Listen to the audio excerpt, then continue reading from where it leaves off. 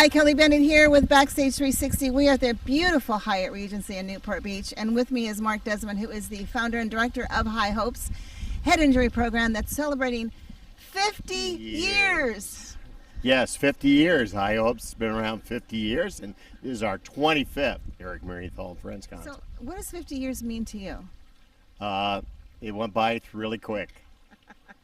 You started when you were 2. Yeah, we've helped a lot of people, thousands of people, and the people we help are people that were told by the world they'll never stand again or walk again, and we've helped thousands of people regain their lives after they've been told that it can't be done. So it's pretty amazing from my perspective, seeing so many miracles and so many people do well when the rest of the world gives up on them. Now, in that 50 years, you guys were also instrumental in doing something with the California helmet law as well as the seatbelt law? Yes, we were involved in all those over the years, particularly the helmet law at the beginning. The ladies used to go up to Sacramento and stand there until eventually it was passed. And there's the mothers of people that had brain injuries. And then also Senator Seymour came out and toured us, and he's the one that kicked off the need for seatbelt law, so that was very nice of him. Tell me a little bit about the Locomat. That is a machine that's like, what, $600,000 to get, and you've got like 4 of them? Yeah, the price gone up. It's closer to $800,000 now. But we have most advanced robotics in the world.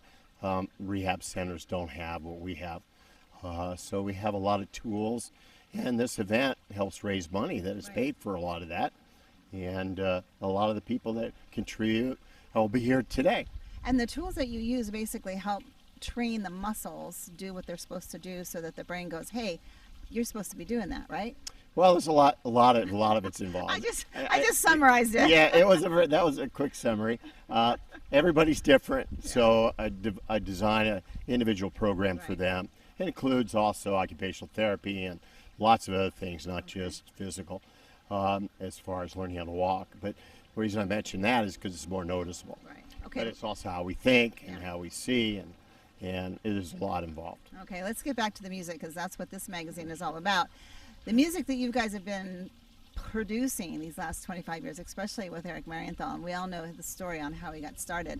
But what were some of the first, and you were telling me, the first musicians that actually played at one of the concerts prior to Eric Marienthal? Oh yes, originally Frank Sinatra, his attorney's daughter was in the program, and he did it for 3 charities. We were one of the 3, so I got the right to drive around in vans. They donated by Frank Sinatra in the early days when it was just me, and then Rosemary Clooney, her niece was in the program. And her sister was killed in brain injury. She had an auto accident. So, and then Tony Bennett came along. So we've had some others along the years, and other people from Hollywood have supported us over the years. So, well, now that Eric's taken over and he's done this for the last 25 years, you've had a slew of artists come through here, and just the ones that I can remember: Johnny Mathis. You had the Big Fat Band with what's his face. What's his name again? Well, now you're going to throw me off. I know, it's like, what's his name again? That guy. How about Lou Rawls has been here, oh, yeah. And you'd be surprised who may walk on stage. Yeah. Bobby Hatfield was on the audience, Pat Boone was on stage, the Boone sisters, and just about everybody in jazz. The list is actually shorter who hasn't been here. Oh, that's right. And then Patti Austin tonight and David Benoit with Eric Marienthal. How excited are you? Exactly. Patti Austin flew in all the way from Costa Rica to be here, and some of our audience, we have some that fly in from Europe just to be here and see this, because it's such a unique once type of event that you never can repeat it. So here we go. Okay. Well, what gives you joy? Seeing everybody have a good time and seeing the brain injured people do well. That's why I do it. Okay. Yeah. Where can people find you, and what do you want them to do? You can find us at highhopes.ws, or you can give us a call, 949-733-0044.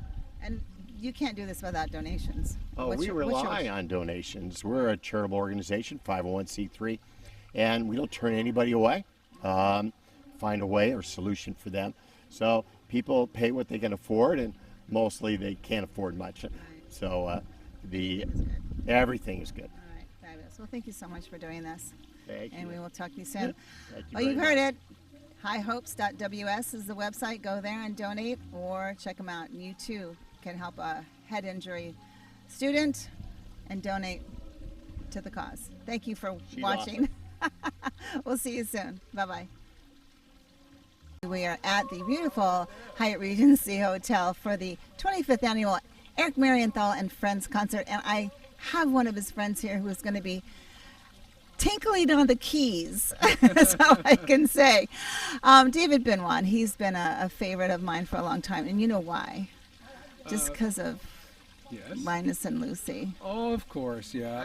I just, that warms my heart so much. Every time I hear that song, I think of you. It just puts a smile on your face immediately when you hear it. And I love to get the audience's reaction, and they're just waiting, you know, and launch into that. It's always fun. Tell me a little bit of how you got involved with all of that. Well, I'd been a fan of the comic strip since the beginning when I was Charlie Brown's age, 8 years old. And then I started listening to the music of Vince Guaraldi and started studying it. And on I think my 5th record album, we tried a modern version of Linus and Lucy, just for the fun of it, see what would happen. And it was the #1 song on airplay in the country. And so GRP Records said, let's come over there and come over to GRP. And so eventually I began writing the music for the Charlie Brown TV specials, and that led to me meeting the man himself, Charles Schultz, and Wow. had a wonderful friendship with him the last couple of years of his life, and just one of the great experiences I've had. Of the characters for Charlie Brown, who do you most relate to? I think that's obvious. Okay, tell me. Charlie Brown. I was gonna Oh my gosh. I was going to say Linus, more because he was the piano player. No, I have to correct you there. It's Okay. Schroeder. Schroeder. Well, that Sorry. would be the logical thing, but to Yeah. me, growing up, I was always the one that was a loser. I forgot my homework. I was never good at anything. And so it's kind of a Wait, combination of... You? Yeah, me. No. But I would say a combination of starting with Charlie Brown, but then I kind of evolved over to Schroeder because I did like Schroeder. That was the one thing I was really good at, was playing the piano, so that became my life. But before that, it was very much like Charlie Brown, just, you know, trying to find out what my identity Wah, was. wah, wah, wah, wah, wah, wah, wah, wah. Always, Oh, experiencing that. So I really, in those Charlie Brown moments when I'm doing my tribute show, I really feel that I understand the comic that Charles Schultz did. He talked a lot about bullying too, which I went through as a kid, and Yes. so just relating to the comic strip in general has been really important to me. amazing. And your music has gone on and on and on and on. And you being here is such a joy because I know you've been here before. What brings you joy being here for the High Hopes Head Injury Program? Well, I just have to do a shout out to Eric and Leanne Marienthal, two of the absolutely nicest people on the planet, and so generous, and they just take care of me. And this is a very, very wonderful organization. I'm going to dedicate a very, that's a bit of a private song I wrote years ago called If I Could Reach Rainbows. It's all about hope. And I'm going to talk a little bit. I've never ever spoken at this event before, so tonight's the night to just kind of give the audience why I'm here and do something for them. Oh, I can't wait to see it. Thank you so much. And I appreciate you so much for being here and giving your talents to everyone and raising money. You are a good man, David. Thank you. Just like good man Charlie Brown. Thank you so much. That's it from here. We'll see you next time. And we are here with the multiple Grammy winning, Well, no, multiple nominated. nominated no Grammy. Well, One. Okay. One, I beat Diana Krall one time. I just, Damn her. yeah. The great Just one Patti time. Austin. I lost in 2023. I lost again, people. They didn't even give it to an old jazz singer. What is wrong with the country? Okay, anyway. We are so happy that you are here. And I heard that you flew all the way from Costa Rica to be here. Absolutely not. I flew all the way from Panama. I would Panama? never fly from Costa Rica if I can fly from Panama instead. All right. What were you doing in Panama? Living Really? Is that where you live? about It'll be 3 years in October. Oh my gosh. Yeah. Wow, that's beautiful. Absolutely. Well, tell me about some of your songs that you've made famous. And I was even talking to David Pack, and he goes, I helped her. He wrote I it. made that. Yeah, he goes, yeah, that was one of my songs. Tell me about working with him. Oh God, it's a very long time. It was wonderful. We did a lot of wonderful creative stuff. He's a tremendous writer. He's just got, I was going to say he's got a great ear. Actually, David is deaf in one ear. I have no idea how he does what he does with that disability because he's a musician. Right. You've got to hear tone. You've got to, and his body is adjusted, and he's just brilliant. He can hear stuff that none with one ear that none of us hear with both of ours functioning. So, and he's just tremendously creative. We had a lot of fun. You've got a lot of crossover music as well, correct? That's all I ever do. I know. I'm constantly crossing over. Where would you I'm trying to get people to cross over with me. Where are you crossing over next? To bed, probably. I'm 73. I've been doing this for 70 years as of August, and you don't have to ask me to retire. I'm trying to retire. Hey, I saw Pat Boone a couple months Pat, ago how's on he 90 some years old on stage. Why? Because he can. No, you can't. I'm sorry. You just can't, give the audience a break, because if you're also old yourself, you're being reminded of your mortality when you see somebody on stage. Hey, Tim Conway walking to the podium, and your voice is like Ma Frickett. No, don't You do are that. so sweet. Don't do that to your audience. You are so- Be vibrant, be young, be vital, and if you can't do that, stay home, take a rest, take a nap. Well, what do you want to say to all your fans that are coming here to see you tonight to raise money for Stay High home, Hopes? take a No, nap. Oh, I'm sorry. we're raising money for brain injuries. Come, bring your wallet, open your wallet, give us money. This is for the best cause on earth. It really is. God forbid you should have a brain injury. It's a very, very, very difficult thing to come from under, and it costs a lot of money. Unfortunately, all of our medical care costs hundreds and thousands of dollars when you get into that range of illness. And again, it's not anything that's congenital, so this is something that happens to you, either as a child or in an accident, whatever. And so to have the finances to keep everybody running and improve everybody's condition is so important. Because insurance only pays for so much. Exactly. Yeah. Well, I sure appreciate you being here. I sure appreciate your music. I love what you're doing, and thank you so much for everything you do. Just trying to have fun all the time, Gosh. whenever possible. Good. Keeps you young, you know that. See? There you well. go. She'll be on. Thank you so much. We'll see you on stage. That's it for today. We'll see you next time. And we're back. Kelly Bennett here with Backstage 360. And last but not least, the namesake of this event for the Eric Marienthal and Friends concert.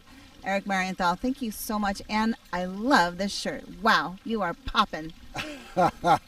Thank you very, very much. There's a story behind the shirt. I know the story, so why don't you tell us just a smidge what happened with, it wasn't this shirt, but it was another shirt. It was another shirt, 2 years ago. Leanne bought this shirt for me, and a shirt like this at Jam's World, the great Jam's World shirt from Hawaii. And I figured, I might as well be loud and proud, and so I wore this, and everybody made, I made a bit of the shirt. So at the intermission when we were doing the live auction, somebody yelled out, how about if Eric auctions off the shirt, and it became kind of a chant. And so we did, and so it ended up, becoming a thing, and it went for $4,000. So, so I said, you might want me to, have this laundered for you, and which they said, I think they said, oh no, don't worry about it, So I think, I know that the shirt was an excuse just to donate, and but in any case, I did sign the shirt and give it to them. But the next year, Next year, we did the exact same thing. I figured, hey, we did the same thing. It went for a lot of money that year too. And so actually, I met somebody up in Napa at Brian Culbertson's Napa Getaway. I met somebody who's a friend of the owner of Jam's World. And he said, the owner is a very generous guy, and if you can get a hold of him, I bet he would donate some shirts. And so, sure enough, he did. So he donated. This one might have already been in my closet, I'm not sure. But he did donate a couple of shirts for the auction, which was incredibly generous. And so So Jam's World is very represented. Well, that's what it's all about, is raising money for High Hopes. And you've raised, I don't know, do you know how much you've raised in the 25 years that you've been doing this? It is, it's well over $2 million now. Wow. So it's, and it climbs every year. So last year we did really, really well. And so we're actually getting up to the next tier. How here. does that make you feel? Very proud, very, very good. But it's a team effort, obviously. There's a lot is involved. I put the concerts together, but between all the organizing and the ticket sales and the catering and the musicians and all the artists and everything, it's definitely a group effort. Right. And on top of all of that, you're touring, you've got new music coming out, and you're also the music director for a jazz cruise. That's right. Yep. Yeah, in fact, we are. That's a year-round thing, and we do land-based events. We have the St. Louis Jazz Festival coming up at the end of next month, and then the Smooth Jazz Cruise and the Chris Bodie Cruise and the Jazz Cruise and the Journey of Jazz Cruise, and we're coming up with new ones all the time. I'm getting tired just listening to you. Seriously, how do you find time for everything? And you also have a family. Yeah, I take a lot of drugs. Really. No, you do not. What's your most favorite? What is your most memorable? In terms of musical things, you know what? I mean, getting to play. I mean, whether it's on a cruise ship or getting to do this, it's great. The cruise concerts are great because it's really special in that everybody is sequestered for a week, and so it's not just you're going to a concert and then you drive back home. People have made a lot of effort and spent a lot of money on the cruise, a lot of money getting to where you have to go, committing an entire week of your life for it. So. And they can't get off the boat. And you're stuck, man. It doesn't matter. If you play tunes you don't like, too bad. And so the people who come are really into it, and the musicians who are involved, same thing.